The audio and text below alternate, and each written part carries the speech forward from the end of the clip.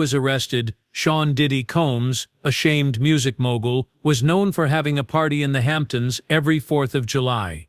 People who were well known at the party all wore white, 1,000 bottles of baby oil and lube, more than 700 adult toys, and a lot of other gross things.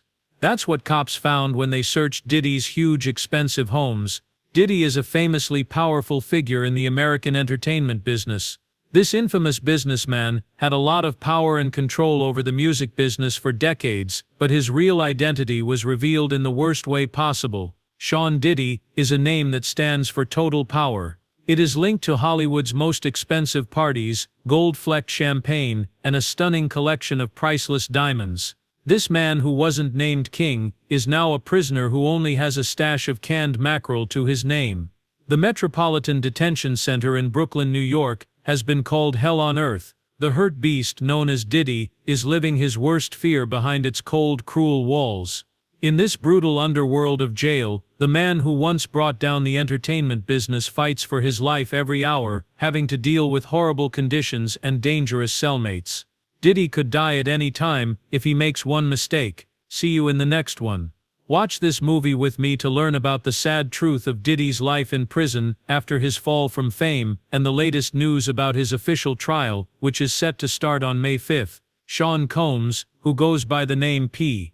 Diddy, whose jail number is now just 37452 Nebius 054, is stuck in the Metropolitan Detention Center, MDC in Brooklyn, New York, which has been called hell on earth. No, this isn't one of Diddy's famous freak-off parties. There is violence, drug use, constant threats to life, and shared baths. Today is just another day in America's most dreaded prison, where the difference between life and death is so thin that closing your eyes to sleep could be the last thing that saves you.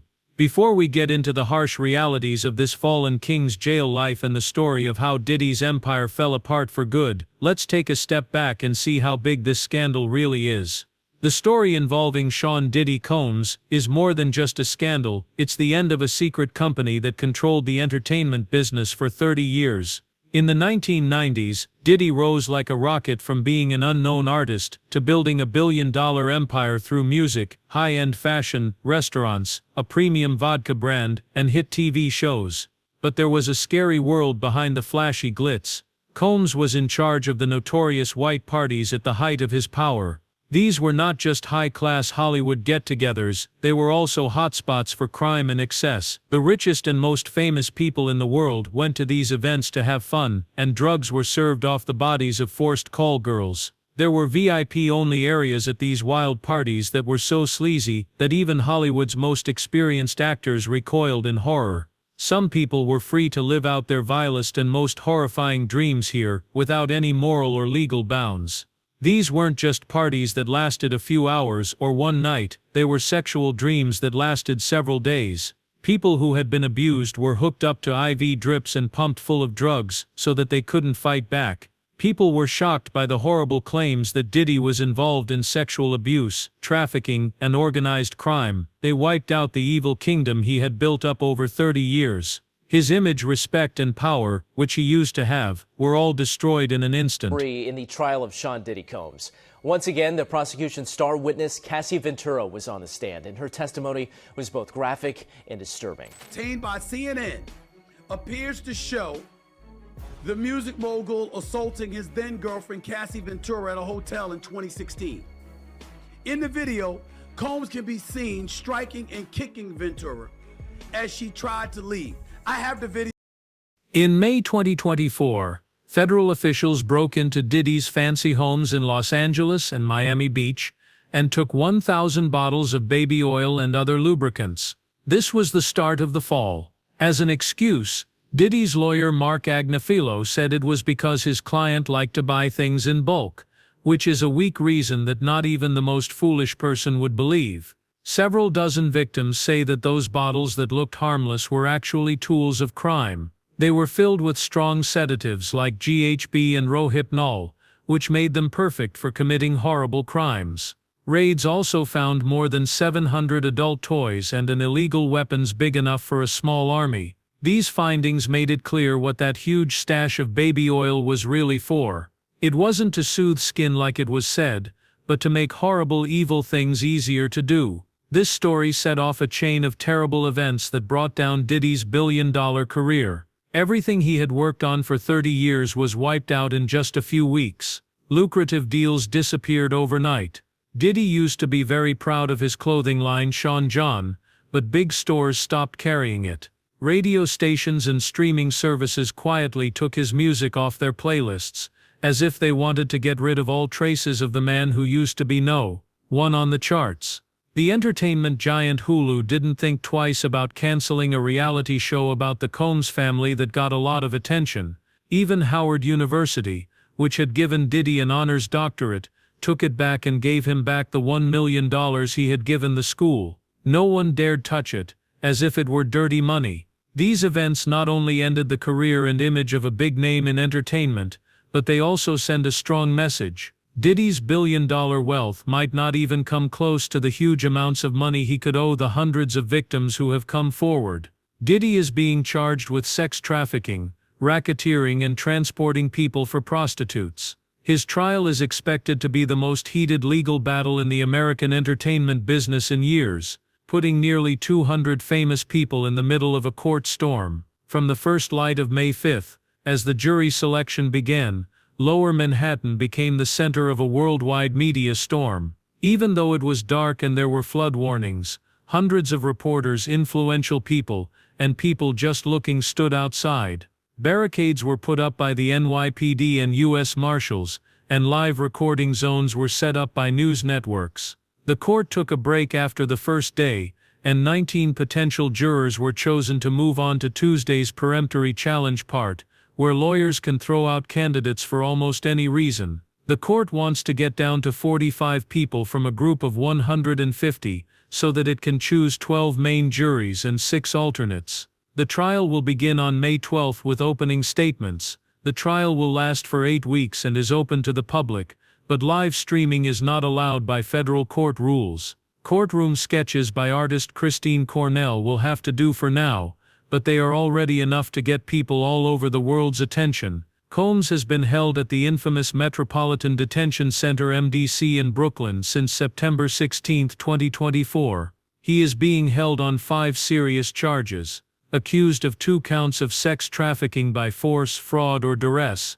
and 2 counts of transporting women for prostitution. From 2004 to 2024, prosecutors say Combs used his business power to run a criminal operation that organized kidnappings, forced labor, arson, bribery, and getting in the way of the law. They talk about freak accidents and events that went wrong where Combs reportedly drugged and forced women into sexual marathons that lasted days, recorded them to use as blackmail, and threatened violence or job ruin to silence victims.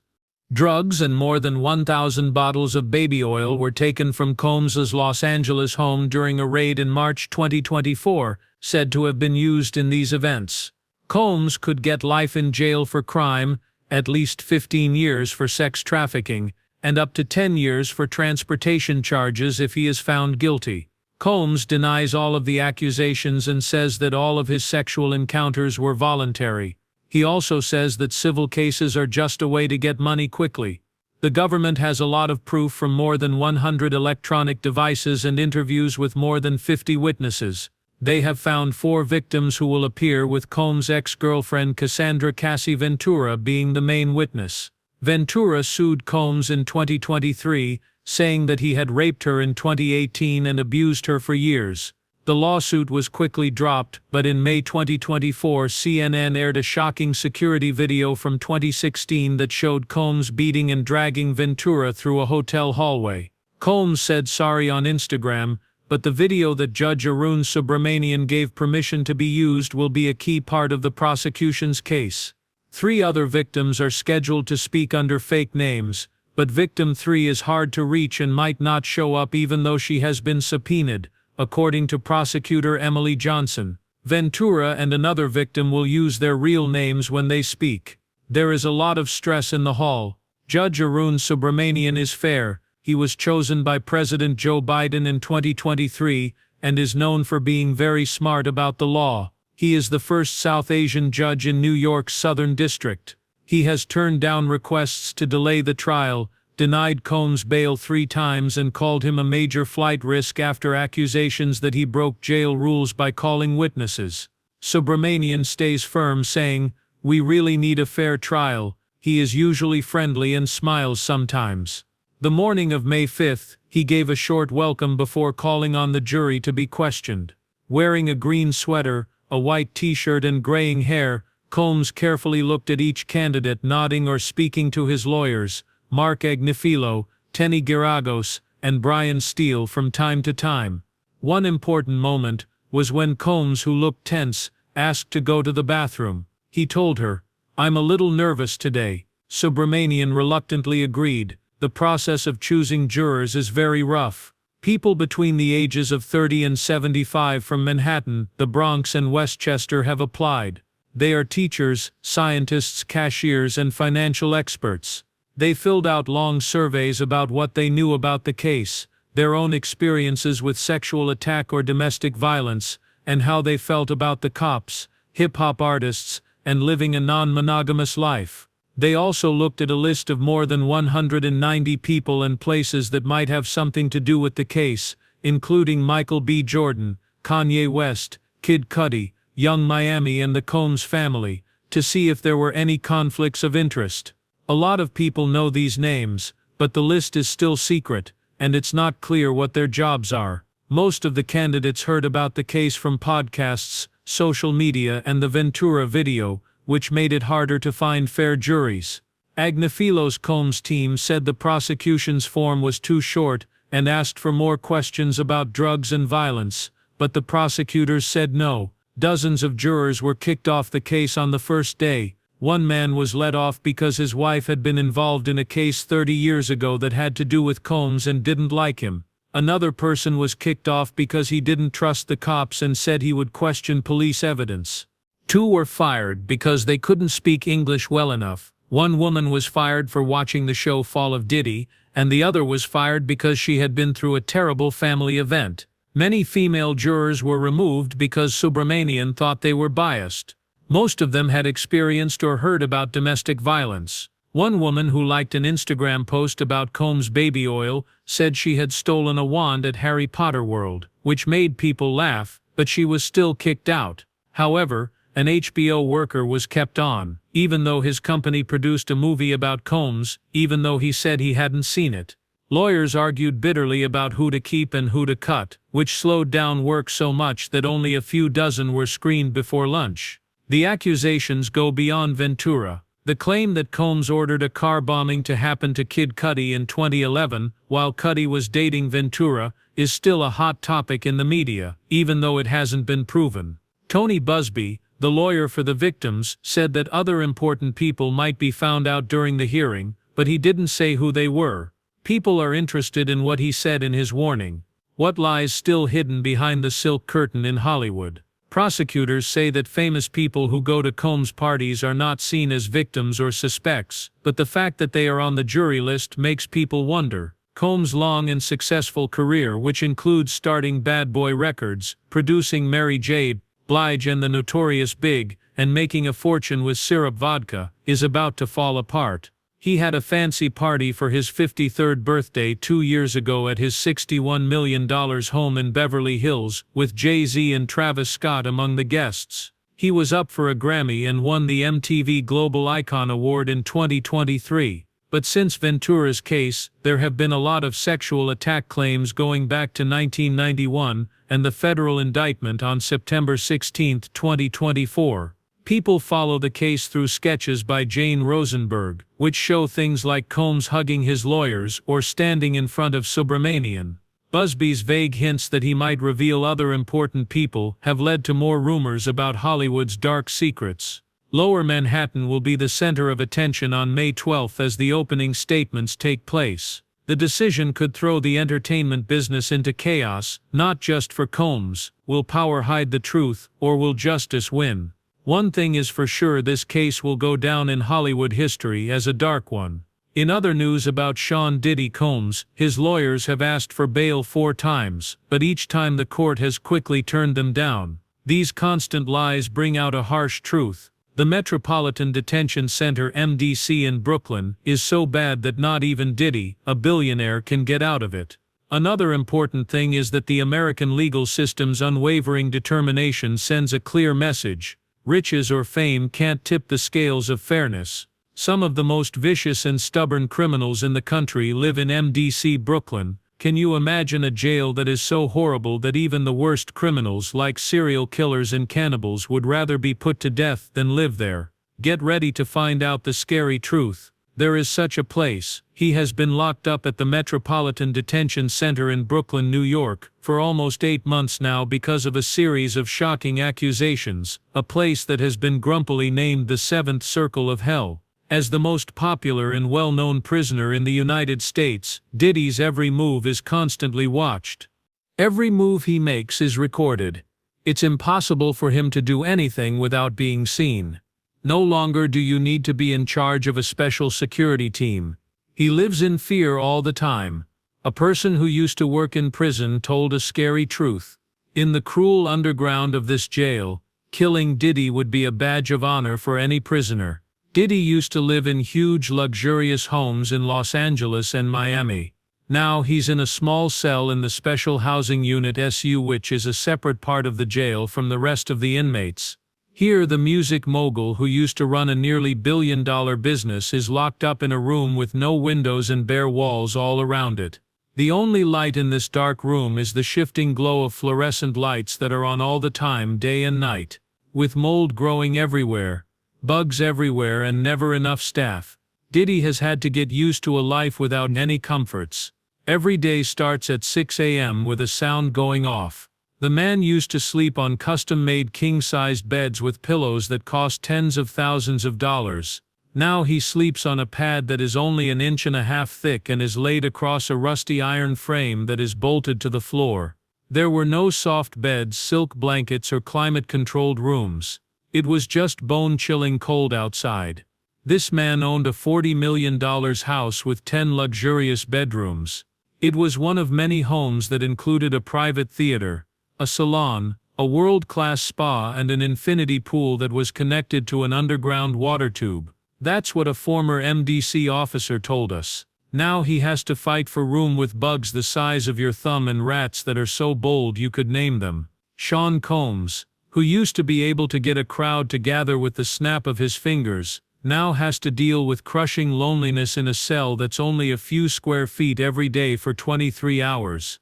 A stainless steel toilet is right next to his bed, so he has no privacy. It's embarrassing for someone whose bathrooms used to be bigger than whole homes. If a man spent $3,000 on dinners at New York's best places, it must be unbearable to eat unrecognizable meat pieces and cold sausages made from animal sinew, fat, and gristle. An unnamed MDC staff member is made public. Breakfast comes through a hole in the cell door, but it's not fancy food made by personal cooks. Instead, it's a plastic tray with milk, industrially sweetened scrambled eggs, and cheap white bread. Each meal in jail costs about $3 to $4, which is 1/1000th of the price of the fancy gullahs Diddy used to give. Another sad thing about the SU is that by the time food gets to the prisoners, it's often cold and not very good to eat. Recently, an MDC prisoner found maggots in their food, which would have been awful for a man who used to be known for having very high standards for food. In this world, canned mackerel, also known as max among prisoners, is more valuable than the dollar or the diamonds. Diddy used to have a lot of insights from inside jail say that these max have become the standard form of payment for things like food, personal items, and even extra phone time with family and friends. People used to be very rich, and the fact that he is now trading canned fish shows how much he has lost. Even the smallest comforts are valuable in Diddy's jail world. One of the few times he can get out of his cramped cell is when he takes 3 showers a week by himself in a moldy, smelly stall. A prison officer joked that maybe Diddy, who is used to 5-star spas and bathrooms made of marble, is used to the smell of a room with bad ventilation and oversized logs that won't flush. Recently, MDC got 800 requests for repairs and renovations in just 1 month. Plumbing problems were at the top of the list of things that needed to be fixed right away. Diddy used to get thousands of dollars a week to keep his hair and beard in perfect shape. Now that hair dyes are illegal in jail, his hair and beard are silver. The man who used to have hundreds of custom-made clothes now wears an orange outfit and cheap plastic shoes. MBC Brooklyn is known for having terrible conditions and is also one of the most dangerous federal jails in the United States. When it opened in 1994, it quickly became a sign of how cruel and heartless the system was. A former prisoner said that stabbings happen at least twice a week, but not with regular knives.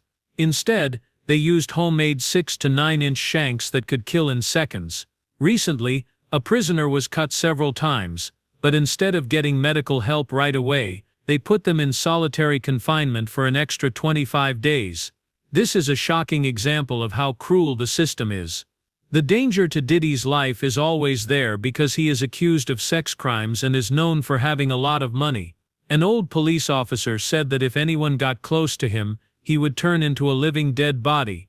It would cost him a lot of money to even get security, if money has any value in a world where killing a famous person could make you more famous. Recent rumors say that Diddy has moved from being locked up alone to a dorm-style room with about 20 other prisoners, one of whom is the disgraced crypto king Sam Bankman-Fried. If these stories are true, then Diddy's whole life is now a constant battle to stay alive. A jail security expert said that he will always be paranoid and sleep with one eye open, watching everyone's every move. Diddy is said to be being held in Unit 4, which is a special area on the 4th floor of MDC. This area has been home to famous prisoners like Sam Bankman-Fried and former gang members who are working with the police. It is kept separate from the rest of the jail because it has about 20 male prisoners. Even though you have some rights, using an oven, a gym, or a PC without Wi-Fi from 8 a.m. until 3:30 p.m. for case review, Diddy's life right now is still a big surprise.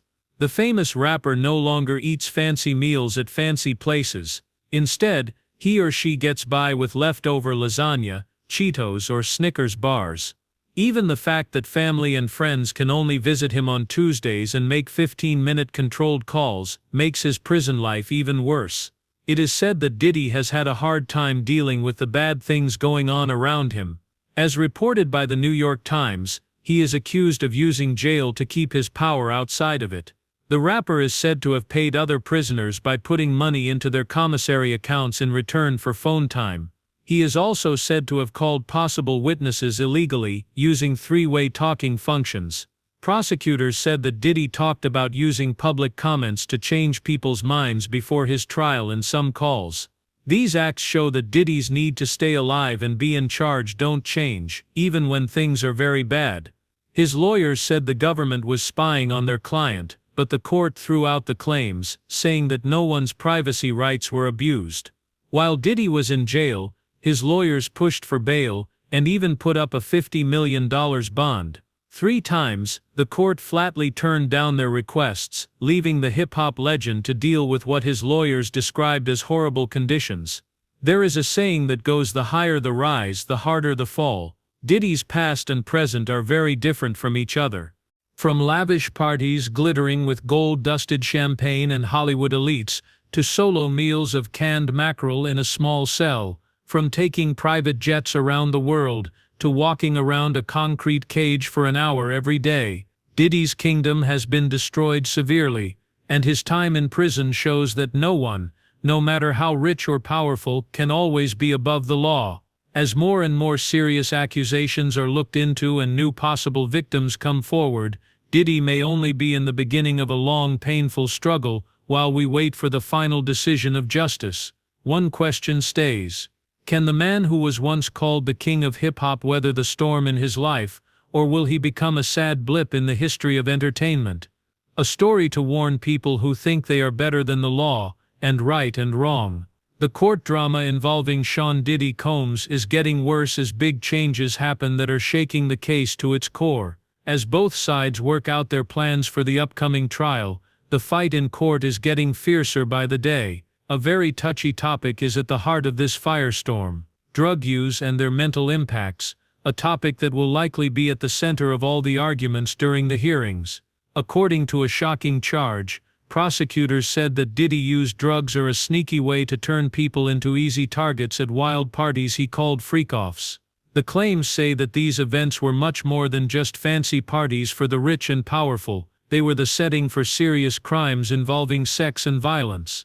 A heated argument is happening over Diddy's mental ability, and whether or not a psychiatrist's evidence can be used in court. Prosecutors are strongly against calling for a mental health expert to speak about how drugs may have affected Diddy's mental state during the alleged crimes. They think this is an attempt to defend his actions. At the same time, Diddy's lawyers seem to be planning a risky defense. They aren't denying what happened, but they are saying it was part of his lifestyle and not a crime. They say that everyone who took the drugs did so voluntarily, and that the behaviors that followed were just a normal effect of drugs like MDMA, which lower psychological barriers. This way of thinking tries to get rid of both claims of criminal purpose and the claimed victims' memories, since the people making the claims themselves were drunk at the same time. To try something so risky at a time when most people are supporting the charges would be very dangerous. The defense was dealt a devastating blow when the court said that a shocking video of Diddy beating up his ex-girlfriend Cassie in a hotel hallway could be used as proof. This result is a big win for the prosecution, and could have a huge effect on how the trial turns out. In a previous fake jury hearing, most of the people who took part, regardless of gender, race, or age, said that the video was the main thing that made them decide the person was guilty. One woman on the jury talked about how seeing another woman treated badly as a woman made her more aware of the whole case. I couldn't take sides with the threat. Even though the video is about something else that isn't part of the current charge, it has had an undeniable effect on how the public sees Diddy and how the jury sees him. As the defense gets ready to choose jurors who can stay neutral, this decision is a huge problem. Next week, the jury selection process will begin. So Diddy's defense team has put out a list of 30 questions to ask possible jurors. It's clear that these questions are part of a plan. They focus on specific problems, like how people feel about sexual relationships with multiple partners. Does hearing about these kinds of relationships make you feel uncomfortable? Thoughts on cheating and lying in relationships. Thoughts that are bad about money and fame. Do you think rich people can do things that other people can't? Personal situations with drinking, drugs, or being addicted. These questions show that the defense is worried that the jury might judge Diddy based on his lifestyle instead of the facts of the case, or that their personal feelings about famous people and money might get in the way of their decision. The financial company Diddy worked so hard to build over decades is on the verge of falling apart because of possible civil cases with damages of up to $500 million. Insiders say that Diddy's defense plan goes beyond just denying the accusations. If he is found guilty of all charges, the rap mogul could spend the rest of his life in jail, which is an unimaginable fate for someone who was once at the top of America's entertainment business. There are attempts to undermine witnesses, claims that the case was driven by racial and political issues, and talks about a plea deal that would lower the punishments. In a leaked recording from a March conversation with his close friend Kanye West, Diddy tried to stay strong by telling his friend to grab the mic and tear up the stage like old times. The recording is a bittersweet reminder of a past that is now just a memory. Diddy used to be an entertainment icon, a successful businessman, and a music producer with unmatched influence. Now he faces a harsh reality. He could spend the rest of his life in prison. Every day the kingdom he worked so hard to build falls apart, his image is ruined forever, and old friends, co-workers, and business partners have quickly turned their backs on him. As the trial gets closer, the big question is whether the man who used to be known as Puff Daddy, or Brother Love, can use his charm, skill, and power to change things, or is this the end of the story of the rise and fall of a hip-hop legend? Regardless of what happens, one thing is for sure: Diddy Combs' vibe is no longer around. This case is not only about how a famous person lost everything, it is also a stark warning about how power and fame can hide the worst behaviors until the truth comes out. We'll keep an eye on things over the next few days, but I thought it was important to break this issue down today before the trial starts. If you want to know more about this subject, we've made a number of news stories that go into great depth about Pac, the tale of Diddy.